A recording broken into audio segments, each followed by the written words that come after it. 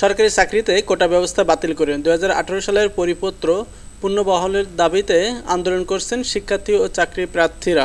বুধবার 3 জুলাই দুপুর 2:30টায় বৈষম্য বিরোধী ছাত্র আন্দোলন এর ব্যানারে ঢাকা বিশ্ববিদ্যালয়ের কেন্দ্রীয় গ্রন্থাগারে একত্রিত হয় ঢাকা বিশ্ববিদ্যালয়ের সকল হলের আন্দোলনরত শিক্ষার্থীরা।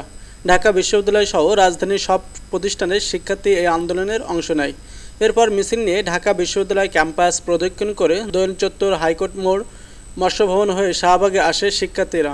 বেলা 4:45 থেকে প্রায় 1.5 ঘন্টা সেখানে অবস্থান নেয় আন্দোলনরত শিক্ষার্থীরা। এ সময় শিক্ষার্থীদের কোটা না মেধা, মেধা মেধা, কোটা প্রথা নিপাত যাক, মেধাবীরা মুক্তি পাক, আমার সোনার বাংলায় বৈষম্যের ঠাঁই নাই, আপোষ না সংগ্রাম, সংগ্রাম সংগ্রাম, হাইকোর্টে না রাজপথ, রাজপথ রাজপথ, দালালি না রাজপথ, রাজপথ রাজপথ ইত্যাদি স্লোগানে উত্তপ্ত হয়ে ওঠে রাজধানীর শাহবাগ মোড়। শিক্ষার্থীদের অবরোধের ফলে শাহবাগের সকল যান চলাচল বন্ধ হয়ে যায়। বেলা 5:15টায় শাহবাগ অবরোধ ছেড়ে দিয়ে রাজু ভাস্কর্যের সামনে এসে বিক্ষোভ সমাবেশ শেষ করে শিক্ষার্থীরা। বৃহস্পতিবার বেলা 11টা থেকে আবারও সারা দেশে বিক্ষোভ সমাবেশের ঘোষণা দিয়েছে আন্দোলনরত শিক্ষার্থীরা। শাহবাগে অবস্থান নিয়ে আন্দোলনরত শিক্ষার্থীরা 4 দফা দাবি উল্লেখ করেন। দাবি হলো 2018 সালে স্বঘোষিত সরকারি চাকরিতে কোটা পদ্ধতি বাতিল ও মেধাভিত্তিক নিয়োগের পরিপত্র বহাল রাখা, 2018 সালে পরিপত্র বহাল সাপেক্ষে কমিশন গঠন করে দ্রুত সময়ের মধ্যে সরকারি চাকরিতে সকল গ্রেডে অযৌক্তিক ও বৈষম্যমূলক কোটা বাদ দেওয়া এবং সংবিধান অনুযায়ী কেবল অনগ্রসর ও সুবিধাবঞ্চিত জনগোষ্ঠীর কথা বিবেচনা করা। সরকারি চাকরি নিয়োগ পরীক্ষায় কোটার সুবিধা একাধিকবার ব্যবহার করা যাবে না এবং কোটায় যোগ্য প্রার্থী না পাওয়া গেলে শূন্য পদগুলোতে মেধা অনুযায়ী নিয়োগ দেওয়া এবং দুর্নীতিমুক্ত নিরপেক্ষ মেধাভিত্তিক আমলাতন্ত্র নিশ্চিত করতে কার্যকর ব্যবস্থা নেওয়া।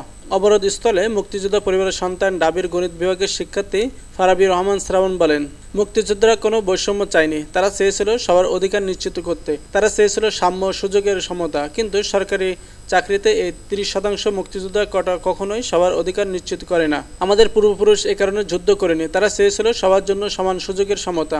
আমি মুক্তিযোদ্ধাদের আহ্বান জানাবো, আপনারা ন্যায্য দাবির পাশে দাঁড়ান, নিজের বিবেককে প্রশ্ন করুন। কর্মসূচিতে ঢাকা বিশ্ববিদ্যালয়ের প্রাণিবিদ্যা বিভাগের ছাত্র সার্জিস আলম বলেন, 2018 সালে যে পরিপত্র জারি করা হয়েছে হাইকোর্ট সেটি বাতিল করেছে। আমরা বিশ্বাস করি এ রায় একটি প্রহসন। সংবিধানে কোটা দেওয়ার কথা বলা নেই। সংবিধান 28(4) এবং 29(3) ধারায় বলা হয়েছে রাষ্ট্র মনে করলে অনগ্রসর জাতিকে কোটা দিতে পারে, তবে বাধ্য নয়।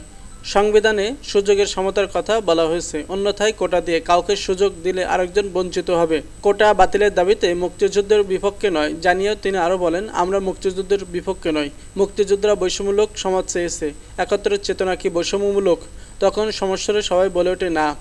এ সময় সার্জিস আলম আরও বলেন, চাকরির আবেদনে কোটাধারীর 32 বছর সুবিধা দেওয়া হয়েছে, এ নিয়ে শিক্ষার্থীরা কিছু বলেনি। মুক্তিযোদ্ধাদের ভাতা আরও বাড়ান, যানবাহন হাসপাতাল বাড়ান, কিন্তু কোটার স্বাধীনতার চেতনার সঙ্গে যায় না, এটা অন্যায়।